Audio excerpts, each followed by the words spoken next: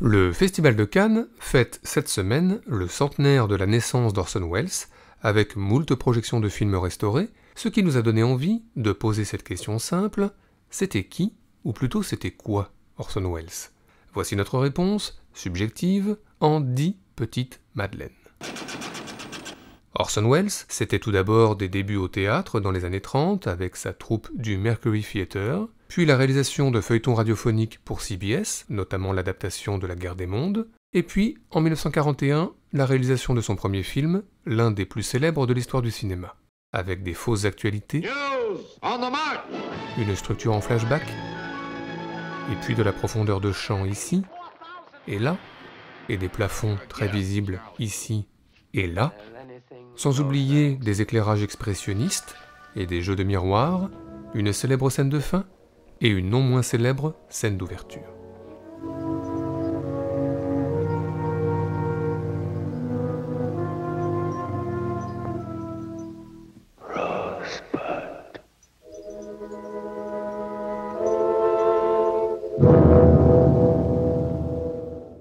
Orson Welles, c'était ensuite, dès l'année suivante, le début des rapports conflictuels qu'il entretiendra durant toute sa carrière avec ses producteurs. Il est contraint d'abandonner le tournage au Brésil de It's All True, et surtout il doit laisser au même moment la RKO remonter La Splendeur des Amberson sans son accord, faisant de son deuxième long métrage officiel un film maudit, avec tout de même de nombreux éclats. Un long, très long travelling arrière lors d'une réception, un acrobatique mouvement de caméra dans un escalier, et puis vers la fin du film, de saisissants fondus enchaînés, portés par la voix d'Orson Welles. The town was growing and changing. It was heaving up in the middle incredibly. It was spreading incredibly. And as it heaved and spread, it befouled itself and darkened its sky. This was the last walk home he was ever to take up National Avenue to Amberson Addition and the big old house at the foot of Amberson Boulevard. Tomorrow they were to move out. Tomorrow everything would be gone. Orson Welles, c'était ensuite en 1946 Le Criminel, film plutôt impersonnel réalisé pour la RKO, et puis l'année suivante La Dame de Shanghai, tournée pour la Columbia. Les rues d'Acapulco traversées en courant, et les rues de San Francisco parcourues en voiture, un spectacle à Chinatown et une étrange visite à l'aquarium, et puis un toboggan géant, bien sûr, et des miroirs à l'infini, bien sûr aussi, et enfin un troublant voyage en bateau, comme un chant du cygne pour le couple mythique Rita Hayworth-Orson Welles, puisque leur mariage à la ville ne résistera pas au tournage du film.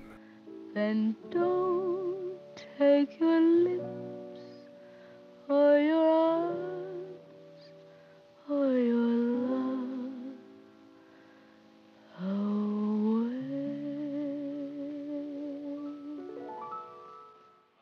Orson Welles, c'était ensuite, toujours fin 50, une première adaptation cinématographique de Shakespeare, un film une nouvelle fois remonté à la demande de producteurs peu scrupuleux, mais où subsiste l'essentiel, les grandes tirades shakespeariennes portées encore par la voix d'Orson Welles.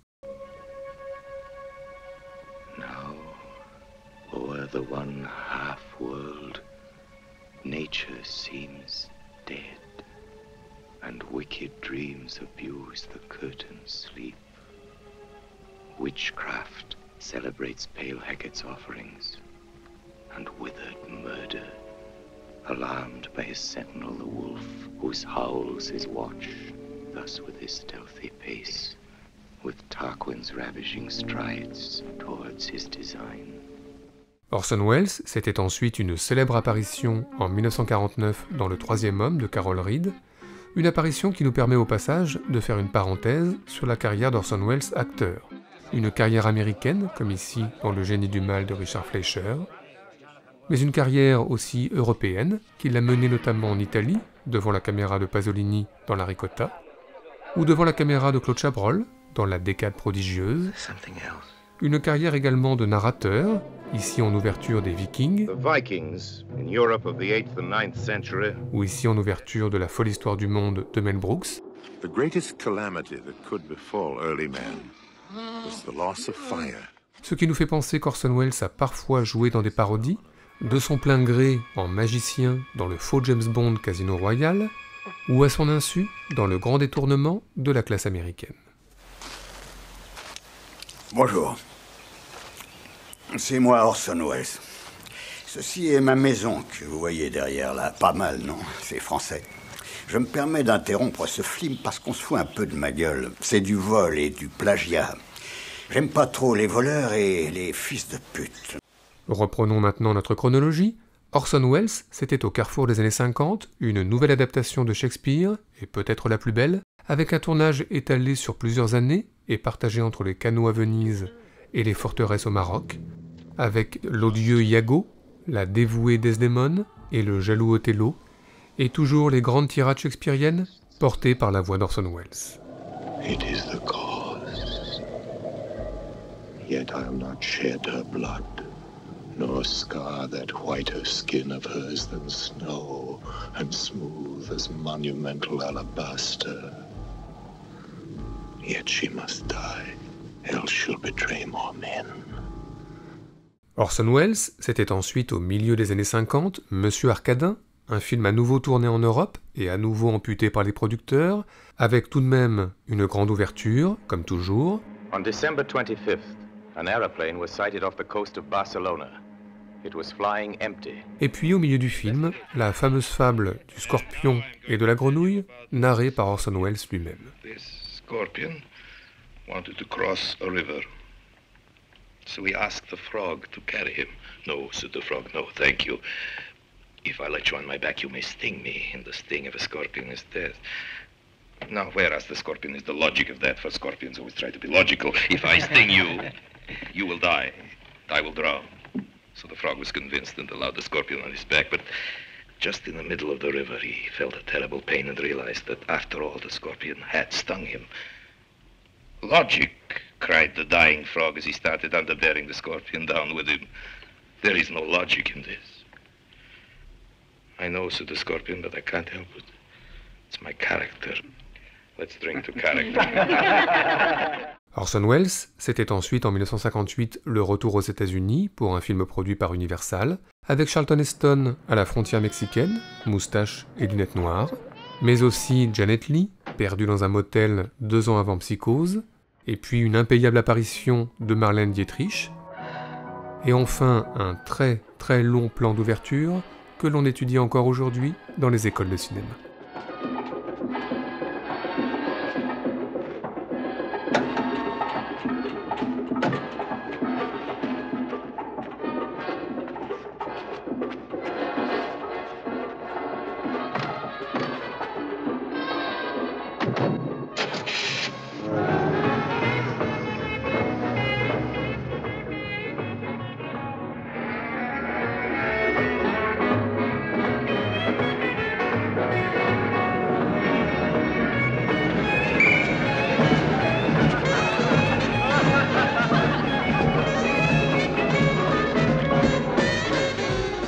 Orson Welles, c'était ensuite en 1962, un film produit en France, adapté de Franz Kafka, avec Anthony Perkins en Monsieur K, l'apparition dans le cinéma de Welles de Jeanne Moreau, et puis Romy Schneider, ou encore Michael Lonsdale en prêtre, You are Joseph Cage? Yes. You're an accused man?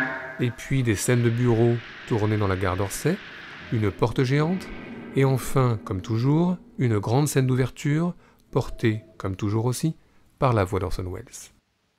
This tale is told during the story called The Trial.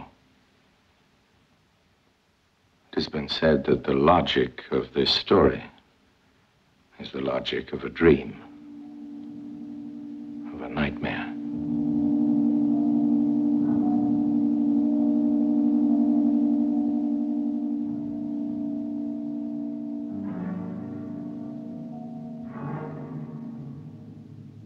Enfin Orson Welles, c'était fin 60, une nouvelle adaptation shakespearienne, avec des retrouvailles plutôt imbibées avec Jeanne Moreau. I'll be friends with thee, Jack. Et puis 2 ans plus tard, une histoire immortelle, d'après une nouvelle de Karen Blixen, son premier film en couleur, ce qui se remarque à de nombreuses reprises, comme ici. Et puis une grande scène avec Jeanne Moreau et ses bougies. Et enfin, un beau générique de fin, sur la musique au piano d'Eric Satie. Et puis début 70, de nombreux films abandonnés, comme The Deep, The Other Side of the Wind ou Don Quichotte, d'après Cervantes. Et enfin, 2 documentaires, l'un produit par la télévision allemande, où il revient dans sa salle de montage sur le tournage mouvementé d'Othello, et l'autre produit par la télévision française, où il s'intéresse à divers faussaires de l'histoire de l'art, et où il démontre que son sens inné de l'ouverture de film est toujours intact.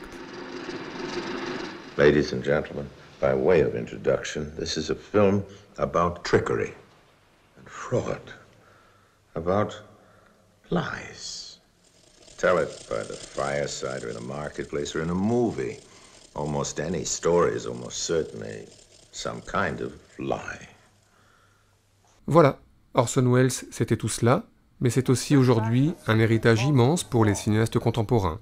Déjà, quelques fictions ont été consacrées à Orson Welles, par exemple ce RKO 218, qui fictionnalise le tournage de Citizen Kane avec Liev Schreiber dans le rôle du cinéaste. Mais surtout, Orson Welles n'a cessé d'être copié, repris, cité. Stanley Kubrick ne s'est visiblement jamais remis des longs travelling arrière de la splendeur des Amberson, et surtout pas dans Eyes Wide Shut. Brian De Palma, quant à lui, a rejoué l'attentat en ouverture de La Soif du Mal dans Phantom of the Paradise. Steven Spielberg a reproduit le plan final de Citizen Kane dans le premier Indiana Jones, et Woody Allen s'est amusé dans Meurtre mystérieux Manhattan à rejouer derrière l'écran la fusillade des miroirs de la Dame de Shanghai. Enfin, 2 citations que nous aimons tout particulièrement, Johnny Depp en Ed Wood dans le film de Tim Burton qui croise dans un bar de Los Angeles Orson Welles incarné par Vincent D'Onofrio. Oh my gosh, Orson Welles. Et puis, pour finir, dans La Nuit américaine, le rêve fétichiste de François Truffaut.